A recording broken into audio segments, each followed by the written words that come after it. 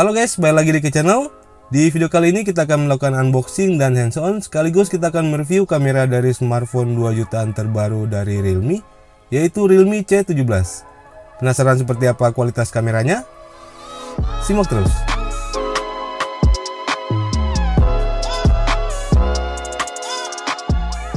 Jika nantinya kalian suka dengan video ini, jangan lupa like, share, and subscribe ya guys, agar kalian bisa langsung mendapatkan notifikasi pertama kali setiap ada video baru dari channel ini.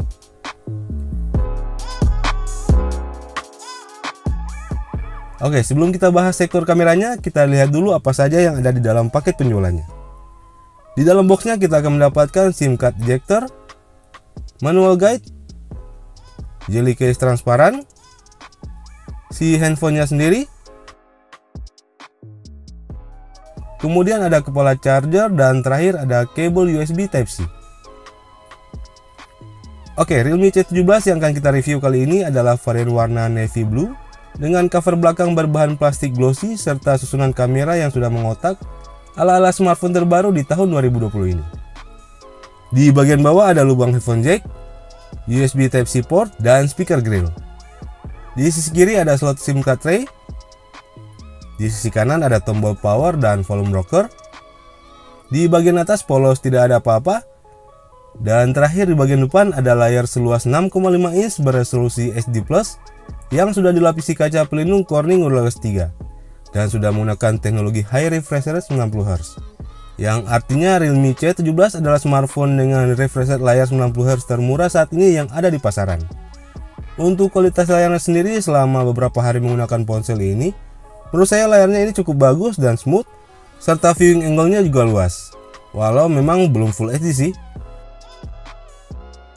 Untuk sektor jeroan, Realme C17 menggunakan chipset Snapdragon 460, dipasangkan dengan RAM 6GB berjenis LPDDR4X, serta storage dengan kapasitas yang sangat besar yaitu 256GB UFS 2.1, yang lagi-lagi menjadikan Realme C17 sebagai smartphone pertama di harga 2 jutaan yang memiliki kapasitas penyimpanan sebesar ini.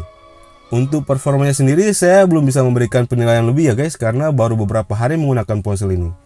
Namun dari beberapa hari menggunakannya, smartphone ini masih cukup nyaman kok digunakan, dengan skor Antutu berada di angka 149 ribuan. Untuk kapasitas baterainya sendiri, Realme C17 dibekali dengan baterai jumbo 5000 mAh yang sudah support sistem pengisian cepat 18 watt. Dan untuk rata-rata smartphone saat ini, kapasitas 5000 mAh memang sudah menjadi standar HP-HP terbaru di tahun 2020 ini. Beralih ke sektor kamera. Ponsel yang satu ini menggunakan konfigurasi 4 kamera di bagian belakang dengan kamera utama beresolusi 13 MP f2.2, kamera ultrawide 8 MP f2.2 di lensa kedua, lensa makro 2 MP di lensa ketiga, dan di lensa keempat ada lensa black and white 2 MP yang berfungsi sebagai depth sensor. Sedangkan pada kamera selfie-nya, Realme C17 dibekali dengan kamera selfie beresolusi 8 MP dengan bukan lensa f2.0. Untuk hasil fotonya sendiri, di kondisi cahaya berlimpah seperti kamera pada umumnya guys, hasilnya masih terlihat tajam, warnanya bagus, serta dynamic range-nya juga masih cukup oke. Tapi saat di kondisi minim cahaya, gambar yang dihasilkan langsung turun kualitasnya. Noise-nya cukup terasa, detailnya berkurang, dan sekilas terlihat seperti cat air. Untungnya mode malam di HP ini bisa sedikit membantu meningkatkan kualitasnya. Namun secara keseluruhan sih hasilnya masih cukup oke kok untuk sekedar diposting di sosial media.